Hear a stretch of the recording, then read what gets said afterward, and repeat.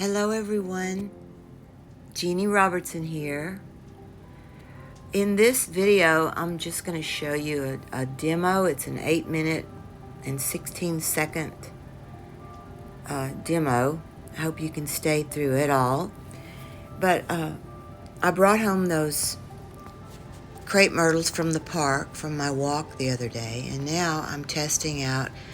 I've got some laid on my desk. I've got the individual blossoms laid on this paper, and I'm doing a test to see how I would actually make a painting out of this. And so I'm just looking at all the ins and outs of a crepe myrtle. This was a tree that my grandparents had in their yard. I'd been passing over it at the park saying, I'm going to paint that, I'm going to paint it. So today's the day. As you can see, I'm working out how to do an impression of these little curly little blossoms. I've got my ink pen to see if that might work. I've got my shades of pink, reds, and greens. Now I've transferred onto the paper. I'm still checking my test sheet, and I am putting down my first wash, as they say, of the pale pinks and the pale greens. Now I'm beginning to put in my bold colors. I'm getting bold pretty quick here on this painting. I just had to because I had already tested some things out, so I did kind of have some feel of how I wanted to do this, even though it is totally intuitive. I mean, I have no idea. I just move with the paint. And it's so wonderful to do that. But here I am putting in some very, very very, very bold sections of color. I'm just dabbing it in. I don't want it to look like a cookie cutter where there's just a perfectly round circle of little dark spots. So you have to be thinking composition. All of this comes naturally in time. I'm getting very bold now in the greens, and I'm just letting them work through. I'm adding some water into some of these bold spots to drag that paint around. I'm, as you can see, working out different shades of green, and it doesn't look like crepe myrtles yet. However, it's coming along.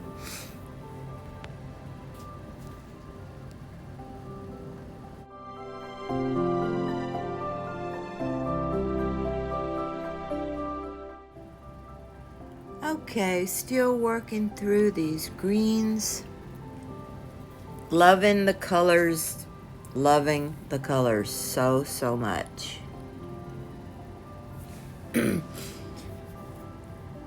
So you can see the pale first wash was, it's really imperative that is under there, not only just for guidelines, but just for depth. So I'm still working into that green.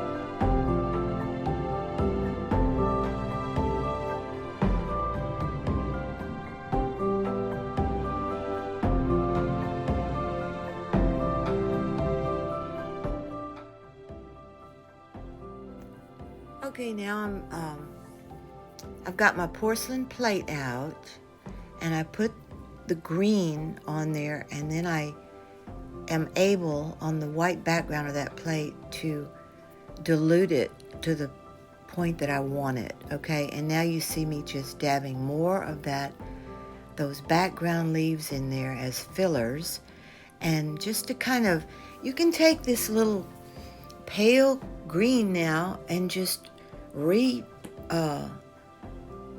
reshape your whole composition if it's getting out of shape, while you're painting.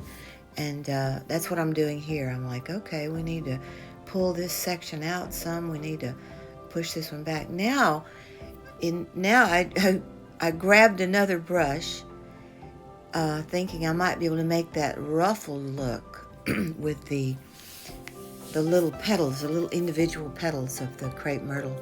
So I'm showing you that here.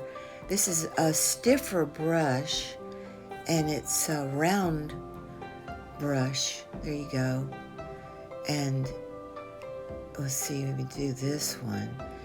And I really love how this is coming out. Oh, it's awesome. And I'm just holding it straight down and kind of dabbing it. You see that?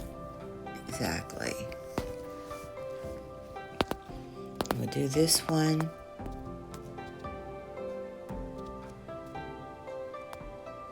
Yeah. Keeping in mind there is a dark side and a lighter side. And to determine how light it is, you just have to kind of get a feel of it. You see there, I left a pretty light spot on that one. Okay, now I've used my porcelain plate to dilute out some of the reds and pinks, to just dab in the background here and there with this pale pink. It just brings it all together. I have no technical reason for doing it. It just seemed like a good thing at the time. So, and it did. It brought it together beautifully. So here we have the final picture, and it's just a few tweaks of, I did add white and black to shade in those crepe myrtles, and I inked out quite a few of the leaves, but not everything at all. And that's it.